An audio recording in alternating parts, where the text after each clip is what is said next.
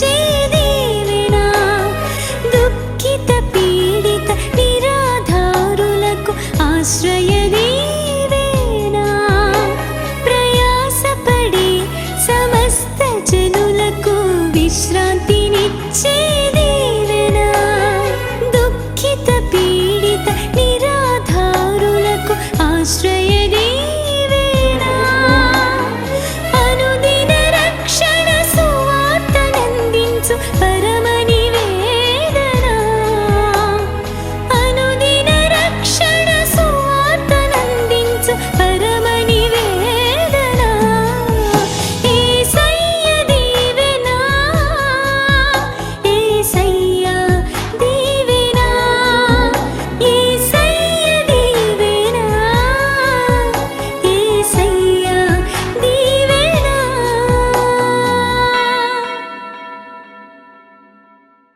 దేవుని సన్నిధిలో న్యాయ సమ్మతమైన ప్రార్థన చేయాలి. స్తోత్రం చెప్పడం సరిగట్టిగా. నీకు ఎంతవరకు ఏది అవసరమో అది ప్రభువుని అడుగు.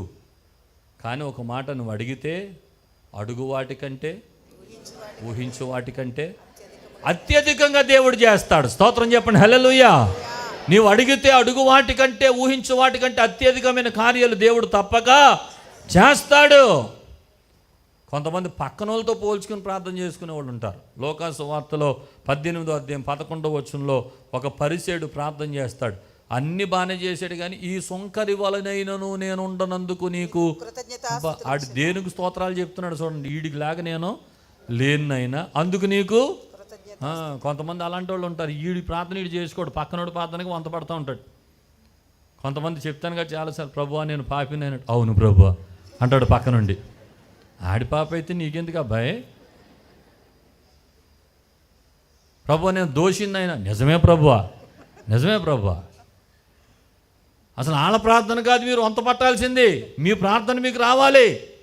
ఆ సొంకరి ప్రార్థన చేయటం మానేసి పైగా ఆ సొంకరి గురించి ఏం మాట్లాడుతున్నాడు ఈ పరిసేయుడు? ఆ సొంకరి వలె ఉండనందుకు నీకు కృతజ్ఞతాస్తుతులు. ఇలాంటి ప్రార్థనలు దేవుడు ఆలకించాడా ఆలకించలేదా? పరిసేయుడు ప్రార్థన వినలేదు.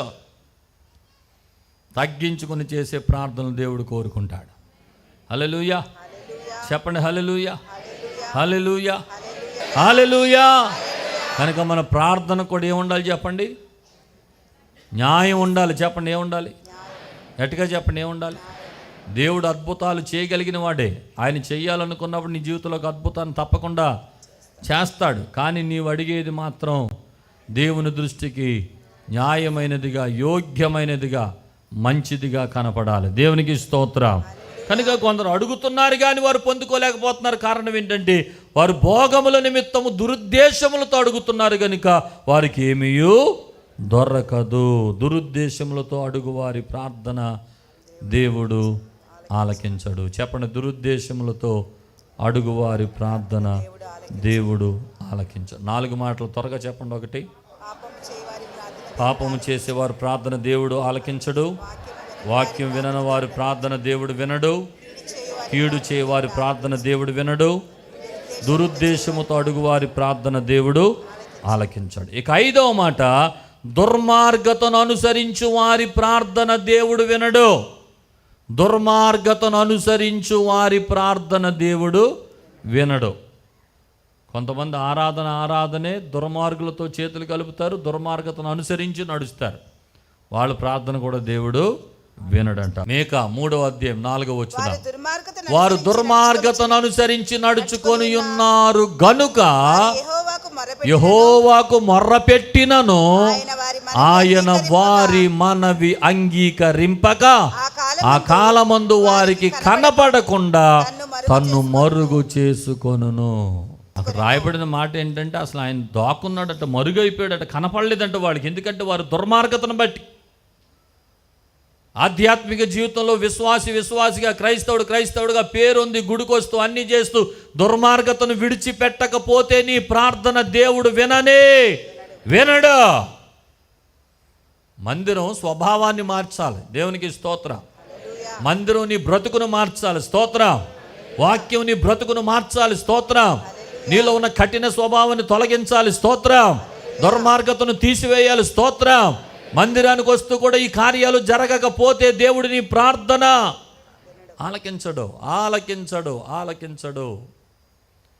కనుక తప్పక ఇవన్నీ పాటించాల్సిన లక్షణాలు మన ప్రార్థనలు దేవుని సన్నిధికి చేరటానికి. యెహెజ్కేలు గ్రంథం 33వ అధ్యాయం 19వ వచనం చదువుదాం. మరియు దుర్మార్గుడు తన దుర్మార్గతను విడిచి నీతి న్యాయములను అనుసరించిన ఎడల వాటిని బట్టి అతడు బ్రతుకును. దేవునికి స్తోత్రం. మందిరానికి వచ్చినప్పుడు దుర్మార్గతను విడిచిపెట్టేసి నీతి న్యాయాలను అనుసరించి నడిస్తే దేవుడు నిన్ను బ్రతికిస్తాడట. హల్లెలూయా. నీకు జీవాన్ని ఇస్తాడు. స్తోత్రం కలుగును గాక. కాబట్టి నీతి న్యాయాలు అనుసరించేవాడిగా ఉండాలి, దుర్మార్గతను విడిచిపెట్టేవాడిగా ఉండాలి. నాది కాలంలో రాజ్యం మీదకి, దేశం మీదకి, ప్రజల మీదకి ఉగ్రతలు ఎందుకు వచ్చాయంటే వారి దుర్మార్గతలను బట్టే ఉగ్రతలు వచ్చాయి కొన్ని సందర్భాలు. ఇర్మియా గ్రంథం ఒకసారి ఒక మాట చదువుదాం. 36వ అధ్యాయం 3వ వచనం. నేను యూదా వారికి చేయను ఉద్దేశించు కీడంతటిని గూర్చి వారు విని నేను వారి దోషమును వారి పాపమును క్షమించున్నట్లు తమ దుర్మార్గతను విడిచి పశ్చాత్తపడుదురేమో. ఇంకా కిందగా చదివితే అలాగని దేవుడు ఉగ్రతను పంపించాడట ఆ దేశానికి. అర్థమవుతుందా? కొన్నిసార్లు ఉగ్రతలు ఎందుకు వచ్చాయనంటే ఆ దుర్మార్గతను విడిచిపెట్టి రావడానికి. దుర్మార్గత అనేది దేవుడు సహించడు, దుర్మార్గులను దేవుడు సహించడు. దుర్మార్గత విడిచిపెట్టి ప్రార్థన చేస్తే ఆ ప్రార్థనను దేవుడు ఆలకిస్తాడు. దేవునికి స్తోత్రం చెప్పండి. హల్లెలూయా, హల్లెలూయా. దుర్మార్గులతో పొత్తు, దుర్మార్గులతో సహవాసం, దుర్మార్గులతో కలిసి జీవించటం, మీరు దుర్మార్గపు క్రియలు చేయటం, పనులు చేయటం, మళ్ళీ గుళ్ళోకి వచ్చి 2 చేతులు పైకెత్తి ప్రార్థన చేయటం, ఇవన్నీ దేవునికి అసహ్యం. అందుకని విడిచిపెట్టాలి. ఒకటి చెప్పండి, ఎవరు ప్రార్థన దేవుడు వినడు? పాపము చేయి వారి ప్రార్థన దేవుడు ఆలకించడు. 2 వాక్యము వినని వారి ప్రార్థన దేవుడు వినడు. 3 కీడు చేయి వారి ప్రార్థన దేవుడు వినడు. 4 దురుద్దేశముతో అడుగు వారి ప్రార్థన దేవుడు వినడు. 5 దుర్మార్గతను అనుసరించి వారి ప్రార్థన దేవుడు వినడు. 6 సందేహించు వారి ప్రార్థన దేవుడు వినడు. 6వ మాట, సందేహించు వారి ప్రార్థన దేవుడు వినడు. సందేహించడం అంటే ఎవరు? అవిశ్వాసులు. చెప్పండి, ఎవరు? ప్రార్థన చేస్తారు కానీ ఏముండదు, విశ్వాసం ఉండదు. యాకోబు పత్రిక 1వ అధ్యాయం 5 నుండి 8 వచనాలు చదువుదాం. జ్ఞానము కొద్దుగా ఉన్నాడు అతడు దేవునిని అడుగవలెను, అప్పుడది అతనికి అనుగ్రహించబడును. ఆయన ఎవరిని గద్దింపక అందరికీ ధారాళముగా దయచేయువాడు. అయితే అతడు ఎలాగ అడగాలి? అతడు ఏమాత్రమును సందేహింపక విశ్వాసముతో అడగవలెను. సందేహించేవాడు ఎలాంటోడంట? గాలి చేత రేపబడి ఎగిరిపడు సముద్ర తరంగములను పోలి ఉంటాడు. 7వ వచనం. అట్టి మనుషుడికి ఎన్ని మనసులు ఉన్నట్టు? ద్విమనస్కుడై 2 మనసులతో తన సమస్త మార్గములు యందు అస్థిరుడు. స్థిరమైన విశ్వాసి కాదు, అస్థిరమైన విశ్వాసి. తర్వాత కనుక ప్రభువు వలన తనకేమైనా దొరుకునని అంతే. అంటే 2 మనసులతో ప్రార్థన చేస్తే దేవుడి దగ్గర నుండి నీకేమీ రాదు, ఆయన నీ ప్రార్థన వినడు అని అర్థం. అందుకని ప్రార్థన చేసేవారికి అతి ప్రాముఖ్యమైన అంశం ఏంటంటే విశ్వాసం. చెప్పండి మాట గట్టిగా చెప్పండి. దేవుని యొద్దకు వచ్చేవాడు ఆయన ఉన్నాడని, తను వెతుకు వారికి ఆయన ఫలము దయచేవాడని నమ్మవలెను కదా. విశ్వాసం లేకుండా దేవునికి ఇష్టడై ఉండుట అసాధ్యం. రైట్? దేవుని మీద విశ్వాసం ఉండే ప్రార్థన చేయాలండి. విశ్వాసం ఉంచి ప్రార్థన చేయాలి. ఆమేన్ చెప్పండి. గట్టిగా చెప్పండి, గట్టిగా చెప్పండి, ఇంకా గట్టిగా చెప్పండి. ఆమేన్. విశ్వాసం లేకుండా దేవునికి ఇష్టడై ఉండుట అసాధ్యం. 3 శద్రకు మేషకు అబేద్నెగోలు రాజుతో చెప్తారు, రాజేంద్రుని గురించి నీకు ప్రత్యుత్తరం ఇవ్వాల్సిన చింత మాకు లేదు. మేము సేవించుచున్న దేవుడు మండుచున్న వేడిమి గల అగ్నిగుండం నుండి రక్షించుటకు, అది విశ్వాసం. మా దేవుడు రక్షించుటకు సమర్థుడు. చెప్పండి మాట. మా దేవుడు రక్షించుటకు సమర్థుడు. మా దేవుడు ఉద్యోగం ఇవ్వుటకు సమర్థుడు. మా దేవుడు వ్యాపారమును ఆశీర్వదించడానికి సమర్థుడు. మా దేవుడు పరలోకానికి తీసుకెళ్ళడానికి సమర్థుడు. ఎవరిని ఆరాధిస్తున్నాం మనం? సమర్థుడైన దేవుని. చెప్పండి, ఎవరిని? మరి సమర్థుడైన దేవుని దగ్గరికి వచ్చినట్టు అవిశ్వాసం ఎందుకు? ఆయన చేస్తాడో చేయడో? ఓ 2 గంటల బలమైన ప్రార్థన చేసి లెగితే అయ్యి అక్కడ చేస్తానండి, 2 సంవత్సరాల నుండి చేస్తానే ఉన్నాం, ఇది ఏమన్నా జరుగుద్దా అనుకుంటా లెగితే ఎక్కడ జరుగుతుంది? జరగదు. మార్కు సువార్త 11వ అధ్యాయం 23-24 వచనాలు. ఎవడైనా నీ కొండను చూచి నీవు ఎత్తబడి సముద్రంలో పడవేయబడుమని చెప్పి తన మనసులో సందేహింపక తాను చెప్పినది జరుగునని నమ్మిన ఎడల వాడు చెప్పినది జరుగునని మీతో నిశ్చయముగా చెప్పుచున్నాను. స్తోత్రం చెప్పండి. ఓ కొండ దగ్గరికి వెళ్ళి కొండ వెళ్ళి సముద్రంలో పడు అని చెప్పేసిన తర్వాత కొండట్టుకుని ఇలా ఊపి, ఇది కొండ కదా, నేను ఇలా చెప్పానేంటి, ఇదేమైనా కదులుతుందా, దీనికి ఏమైనా చలనం ఉంటుందా, ఇదేమైనా జరుగుతుందా, నా పిచ్చి కాకపోతే ఏంటో మన పూర్వీకులంతా ఇలాంటి ప్రార్థన నేర్పేశారు, మనం కూడా ఇలా చేసేస్తున్నాం, ఇది ఎక్కడ జరుగుద్ది అని అనుకుంటే ఆ కొండ మాత్రం పక్కకి జరగదు. ఇప్పుడు మన కొండలతో పని ఏమి లేదు, కానీ ఇంట్లో కొండల లాంటి సమస్యలు ఉన్నాయి. కొన్ని కథలో, కొన్ని మెదలో ఎంత చేసినా అవి అలాగే కూర్చుండిపోయి మీ జీవితానికి దుఃఖాన్ని, కలవరాన్ని, వేదనను తీసుకొస్తున్నాయి. ఇప్పుడు ఆ కొండలతో మాట్లాడండి. ప్రభు చెప్పే మాట ఏంటంటే, కొండ లేక అవతలబడు, నా దగ్గర నుండి తొలగిపో, ఇక్కడ ఉండొద్దు అని సందేహింపక దాని మీద ఆజ్ఞాపించి పలికినప్పుడు తప్పక కొండల్లాంటి సమస్యలన్నీ తొలగిపోతాయి. స్తోత్రం చెప్పండి. మన పనే అవిశ్వాసం. పాపం ఇంట్లో ఎవరో ఒకరు ప్రార్థన చేసేవాళ్ళు ఉంటారు, వాళ్ళ ప్రార్థన కూడా జరగనివారు కొంతమంది. ఆవిడ స్త్రీల సమాజానికి 2 గంటల సేపు ప్రార్థన చేసుకుని వస్తే ఎందుకే టైం వేస్ట్ చేస్తున్నావు, అదేం జరగదు కూసో అంటాడు ఇంటికి రాగానే వాళ్ళ ఆయన గారు. జరుగుద్దా? ఆవిడ విశ్వాసం కన్నా ఎక్కువ ఆయన గారి అవిశ్వాసమే గెలుస్తుంది కొన్నిసార్లు. యేసు ప్రభు కూడా అద్భుతాలు ఎందుకు చేయలేదంటే, అక్కడ నమ్మని వారు ఉన్న కారణాన, అవిశ్వాసులు ఉన్న కారణాన కొన్ని చోట్ల దేవుడు అద్భుతాలు కొన్ని చోట్ల ఎందుకు ఆగిపోతాయి అంటే, నమ్మని వారు అవిశ్వాసులు ఉన్న కారణాన్ని కూడా ఆ ఇంట్లో అద్భుతాలు ఆగిపోతాయి. అలా కాదు, భర్తలో మీరు చెప్పాల్సింది అలా కాదు, అమ్మా నువ్వు ప్రార్థన చేస్తున్నావు కదంటే దేవుడు తప్పకుండా అద్భుతం చేస్తాడు. ఇంకో మాట అడ్వాన్స్గా పలకమన్నాడు, చేసేసాడు అని. దేవునికి స్తోత్రం. ఆ 24వ వచనం చదవండి. అందుచేత ప్రార్థన చేయనప్పుడు మీరు ఎలా పలకాలో చూడండి, ఎలా చేయాలో చెప్తున్నాడు. అందుచేత ప్రార్థన చేయనప్పుడు మీరు అడుగుచున్న వాటినెల్లను పొంది ఉన్నామని నమ్ముడి, అప్పుడు అవి మీకు కలుగునని మీతో రైట్. స్తోత్రం చెప్పండి. పొంది ఉన్నామని చెప్పండి అంటే అయిపోయింది అని చెయ్యాలా, ప్రభువా చెయ్యండి నైనా అని చెయ్యాలా? అర్థమైందా? ప్రభువా ఉద్యోగం ఇచ్చేసినందుకు నీకు వందనాలు, ప్రభువా వ్యాపారం స్థిరపరుస్తున్నందుకు నీకు వందనాలు, మా జీవితంలో అద్భుతాలు చేసినందుకు నీకు వందనాలు, నా కుమార్తెను ఇంతగా ఆశీర్వదించినందుకు నీకు. ఏది జరగబోతుందో అది ముందు చూసేయాలి, అది చూసేసి స్తోత్రం చెప్పాలి. ఆమేన్ చెప్పండి. ప్రభువా నా కుమార్తెను ఇంటర్నేషనల్ స్పీకర్ చేసినందుకు నీకు, నేను చెప్పే స్తోత్రం అది. నా కొడుకును అద్భుతంగా వాడుకుంటున్నందుకు నీకు రైట్, అది నేను చూడబోతున్నాను, నేను చూస్తున్న దర్శనం, అందుకే చూసేసి ఆమేన్ చెప్పేస్తున్నాను. స్తోత్రం చెప్పండి. హల్లెలూయా. మీరు కూడా అలాగే చెప్పండి. ఏదైనా సరే నమ్మి దేవుడు చెయ్యగలిగిన సమర్థుడు అనండి మాట. సమర్థుడు. ఏ దేవునికి ప్రార్థన చేస్తున్నావు నువ్వు? సమర్థుడైన దేవునికి స్తోత్రం కలుగును గాక. అలా చేసేటప్పుడు నమ్మి చెయ్యి. దేవునికి స్తోత్రం చెప్పండి. హల్లెలూయా. వివాహాలు కావాల్సిన వాళ్ళ గురించి నమ్మి ప్రార్థన చేయండి. మీకు ఎలాంటి అల్లుడు కావాలి రాసేసుకోండి. ప్రభు ఇలాంటి అల్లుడిని ఎత్తున్నందుకు నీకు వందనాలు, ఇచ్చేసావు, డన్, అయిపోయింది. ఆమేన్. స్తోత్రం. పెళ్ళి కావాల్సిన పిల్లలు, మగ పిల్లలు, ఆడపిల్లలు రాసుకోండి. మీకు ఎలాంటి వాళ్ళు కావాలి, ఎంత ఎత్తు ఉండాలి, ఎంతలా ఉండాలి, ఎంత కలర్ ఉండాలి, ఎంత చదువుకోవాలి. 4వ కోణం అనే పుస్తకం రచించిన పాల్ యాంగిచో గారు, కొరియా దేశంలో అద్భుతమైన ప్రార్థనా యోధుడు, ప్రపంచ దేశాల అతిపెద్ద సంఘముగా నడిపించినటువంటి గొప్ప పాస్టర్ గారు. ఆయన రాశాడు 4వ కోణం అని ఒక మంచి విశ్వాస సంబంధమైన పుస్తకం.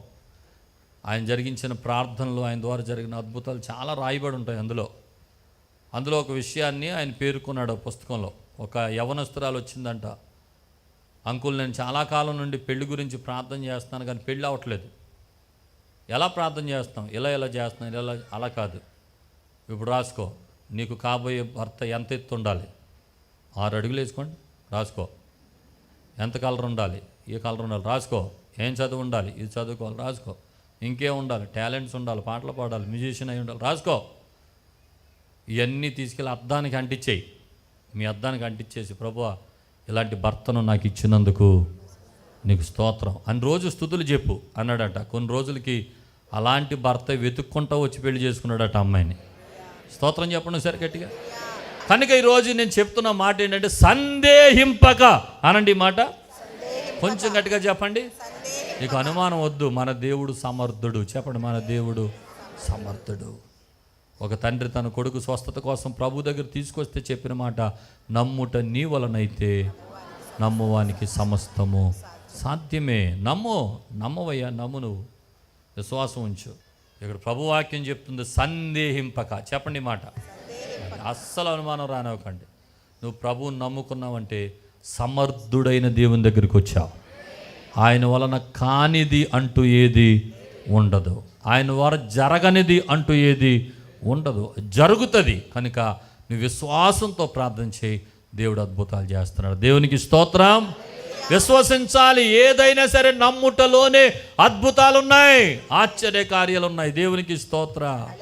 చెప్పండి హల్లెలూయా, హల్లెలూయా. సందేహింపక. చెప్పండి మాట. ఎలా అడగాలి? ఎలా అడగాలి? ఎలా అడగాలి? నీకు ఇల్లు కావాలి, ఎలా అడగాలి? నీ కారు కావాలి, ఎలా అడగాలి? నీకు ఉద్యోగం రావాలి, ఎలా అడగాలి? ప్రభువా ఇచ్చేసినందుకు నీకు స్తోత్రం. హల్లెలూయా.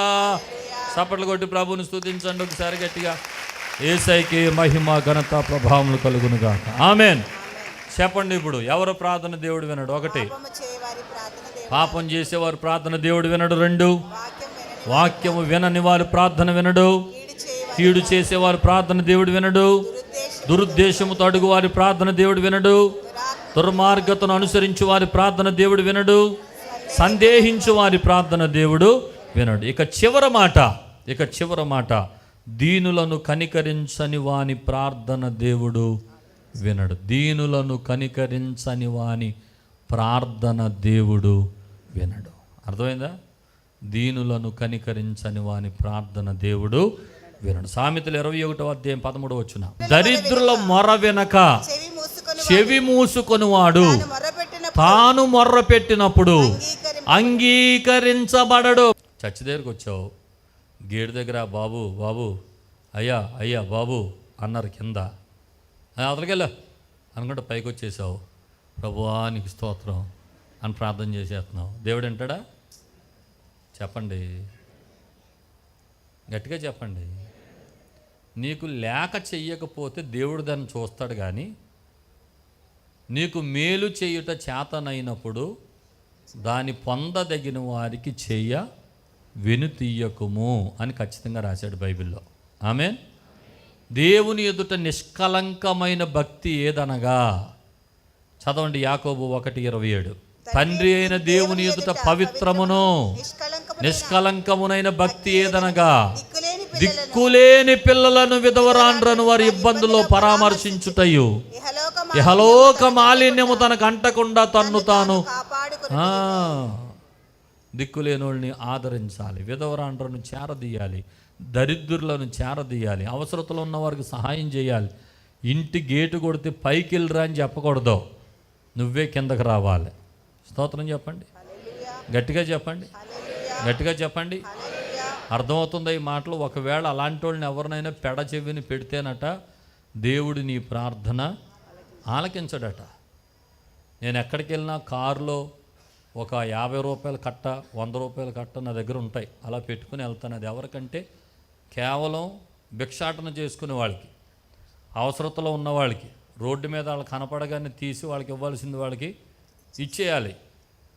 దేవుడు హర్షిస్తాడు, దేవుడు సంతోషిస్తాడు. స్తోత్రం చెప్పండి.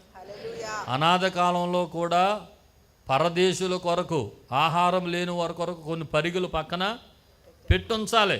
అది దేవుని ఆజ్ఞ, దేవుడు విధించిన కట్టడ. విధవరాండ్ర కోసం, దిక్కులేని వారి కోసం కొన్ని పరిగులు పొలంలో పక్కన పెట్టుంచాలి. వాళ్ళు వచ్చి ఏరుకుని వెళ్ళి వండుకుంటారు. అప్పటి నుండి కూడా దేవునికి అనాథల మీద ఒక సంకల్పం కలిగి ఆయన వాళ్ళని ప్రేమిస్తున్న దేవుడు. స్తోత్రం కలుగునుగాక. అందుచేత అది మాత్రమే కాదు, లోకాసు వార్తలో మారు మనసుకు తగిన ఫలములు ఫలించండి అన్నాడు. ఏంటి మారు మనసు తగిన ఫలాలంటే, మీలో 2 వస్త్రములు ఉన్నవారు లేని వానికి 1 వస్త్రం. చదువుదాం ఆ మాట కూడా. లోకాసు వార్త 3వ అధ్యాయం 10 నుండి 14 వచనాలు. అందుకు జనులు, అలాగైతే మేమేమి చెయ్యవలెనని అతని అడుగగా, 2 అంగీలు గలవాడు ఏమీయు లేని వానికి ఇయ్యవలెను, ఆహారము గలవాడును అలాగే చెయ్యాలి. దేవునికి స్తోత్రం చెప్పండి, గట్టిగా చెప్పండి.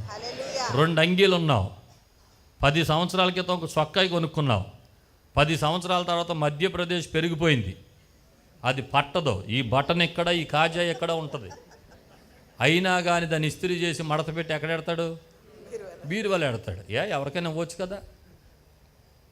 నీ సైజులో భిక్షాటన చేసుకునే వాళ్ళు ఎవరన్నా కనపడితే కొంచెం సంచిలో పట్టుకెళ్ళి, బాబు ఈ బట్టలు వేసుకో, ఈ బట్టలు బాగా మురికైపోయినాయి కదా, ఇవ్వచ్చు కదా. 2 అంగీలు ఉన్నవాడు లేని వానికి 1 అంగీ ఇవ్వాలి. కనీసం అవి నీ దగ్గర వేస్ట్గా ఉన్నా, అది కొంచెం మంచిగానే ఉన్నాయి, కానీ నీకు పట్టట్లేదు, నీకు కుదరట్లేదు, ఎవరికైనా ఇద్దాం పోనీ, వాళ్ళు వేసుకుంటారు. 2 అంగీలు ఉంటాయి, ఇవ్వరు కొంతమంది. 2 పూటల ఆహారం ఉంటే, లేకపోతే నీ దగ్గర ఆహారం ఉంటే లేని వానికి ఏం చేయాలి? ఆహారాన్ని పెట్టాలి. కొంతమంది అంట చెయ్యి కూడా ఇలాగండ్రంట. ఎలాగంటే కాకొచ్చో మెతికెత్తుకెళ్ళిపోద్దట. పిల్లికి బెచ్చం పెట్టనోళ్ళు, ఏమండి భయంకరమైన మనుషులు ఉంటారు కొంతమంది. దేవుని బిడ్డలారా గమనించండి, ఆహారం పాడు చేసేసి పడేసేవాళ్ళు ఉంటారు. కానీ అరే నేను తినగా ఉంది, ఇంకా ఆహారం ఉంది, పాపం రోడ్డు మీద ఆహారం లేకుండా వెళ్తున్నాడు, అతనికి పెడదామన్న జాలి, దయ, కరుణ, కనికరం ఏమైనా ఉన్నాయా? అలాంటివి లేకపోతే, వాడి మొర్ర నువ్వు వినకపోతే నీ మొర్ర కూడా దేవుడు వినడట. నీ మొర్ర కూడా దేవుడు వినడంట. దేవునికి స్తోత్రం చెప్పండి. అర్థమవుతుందా? అందుకనే కొంచెం చిల్లర డబ్బులు కొన్ని చక్కగా జోబులో పెట్టుకోండి. ఎవరో ఒకరు తారసపడతారు. వాళ్ళంతా ప్రభువుకు ప్రతిరూపాలు, వాళ్ళంతా దేవునికి ప్రతిరూపాలు. చెప్పనా?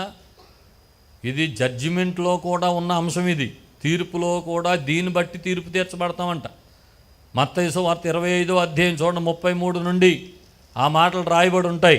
మత్తయి సువార్త 25, 33, 46 వరకు ఆ మాటల్లో రాయబడి ఉంటాయి. తన కుడి వైపున గొర్రెలను, ఎడమ వైపున మేకలను నిలవబెట్టును.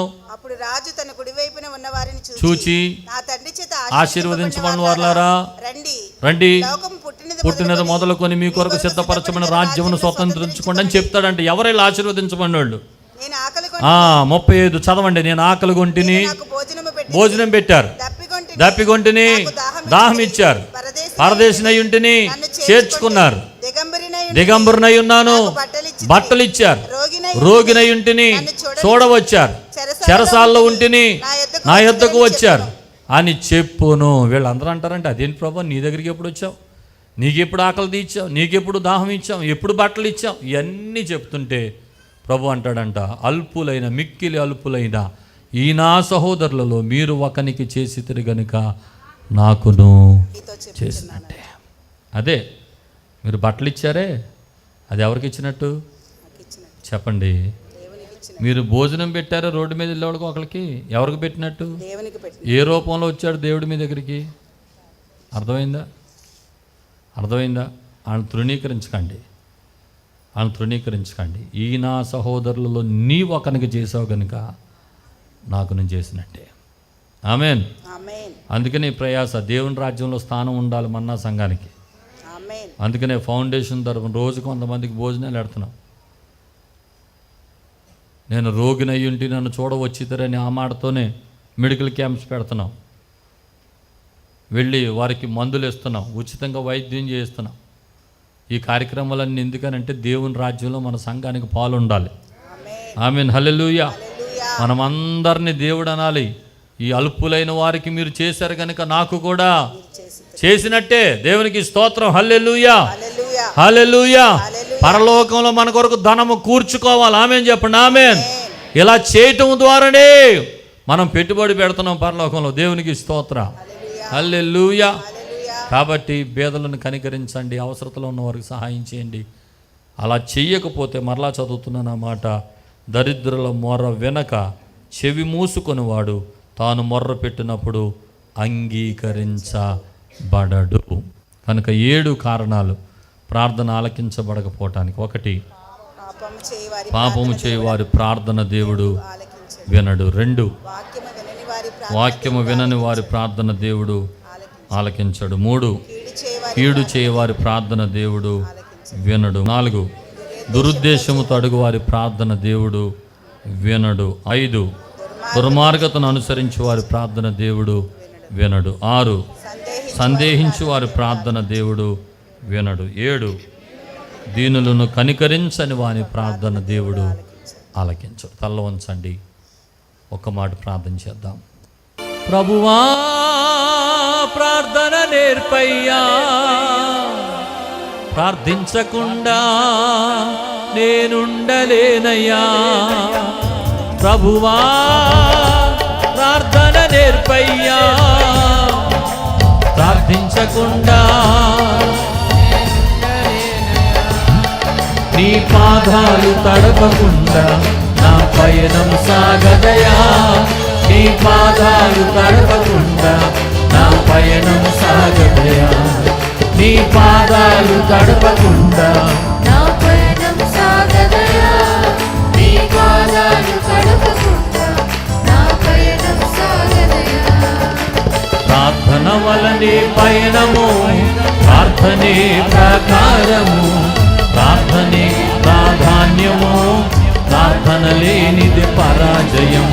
ప్రార్థన వలనే పయనము, ప్రార్థనే ప్రకారము, ప్రార్థనే ప్రాధాన్యము, ప్రార్థన లేనిది పరాజయం. ఆమేన్. ప్రభువా చివరగా ప్రార్థన నేర్పయ్యా, అడగండి. అవును నాయనా, ప్రార్థించకుండా నేనుండలేనయ్యా. ప్రభువా ప్రార్థన నేర్పయ్యా, ప్రార్థించకుండా నేనుండలేనయ్యా. నీ పాదాలు తడపకుండా నా పయనం సాగదయా. నీ పాదాలు తడపకుండా నా పయనం సాగదయా. నీ పాదాలు తడపకుండా నా పయనం సాగదయా. నీ పాదాలు తడపకుండా నా పయనం సాగదయా. నీ పాదాలు తడపకుండా నా పయనం సాగదయా. నీ పాదాలు తడపకుండా నా పయనం సాగదయా. ప్రభువా ప్రభువా ప్రార్థన నేర్పయ్యా, మాకు ప్రార్థన చేయడం నేర్పించండి నాయనా. నేనుండలేనయ్యా. ప్రార్థనలు మేము చేయకూడదు నాయనా. ప్రభువా ప్రార్థన నేర్పయ్యా, ప్రార్థించకుండా నేనుండలేనయ్యా. నీ పాదాలు తడపకుండా నా పయనం సాగదయా. నీ పాదాలు తడపకుండా నా పయనం సాగదయా. నీ పాదాలు తడపకుండా నా పయనం సాగదయా. నీ పాదాలు తడపకుండా నా పయనం పయనం సాగదయా. సాగదయా. చేతులు పైకి పరిశుద్ధాత్ముడు అందించిన సందేశం బట్టి అందరు బిగ్గరగా స్తోత్రం చెప్పండి. ప్రభువా నాతో మాట్లాడి నీకు మరింత దగ్గర చేసుకుంటున్నందుకు నీకు వందనాలు ప్రభువా. ఏ రీతిగా ప్రార్థించాలో, ఎలాంటి ప్రార్థనలు వ్యర్థమైపోతున్నాయో మాతో మాట్లాడి మమ్మల్ని ప్రోత్సహించినందుకు కొరకు స్తోత్రాలు. మమ్మల్ని మేము సరి చేసుకోవడానికి మీరు మాట్లాడినందుకు కొరకు స్తోత్రాలు. మమ్మల్ని బలపరచండి నాయనా, నీ కృపతో నింపండి. ప్రతి విరోధమైన ఆత్మ యేసు నామమున లాయమైపోవునుగా. ఈ ఆత్మతో బలపరిచి నడిపించి విన్న వర్తమానం ప్రతి హృదయంలో ఫలింపచేసి నీ కొరకు సాధనాలుగా నిలవబెట్టుకుని మీరే మహిమను పొందుమని యేసు నామమున అడుగుచున్నాము తండ్రి. ఆమేన్, ఆమేన్, ఆమేన్, ఆమేన్. మా చిరునామా పాస్టర్ ఎం జ్యోతిరాజు, శాంతినగర్, ఏలూరు 534007, పశ్చిమ గోదావరి జిల్లా, Andhra Pradesh. Our address pastor M Jyothiraju, Shantinagar, Eluru 534007, west Godavari district, Andhra Pradesh. మా ఫోన్ నంబర్లు 8007773733 మరియు 800877774444.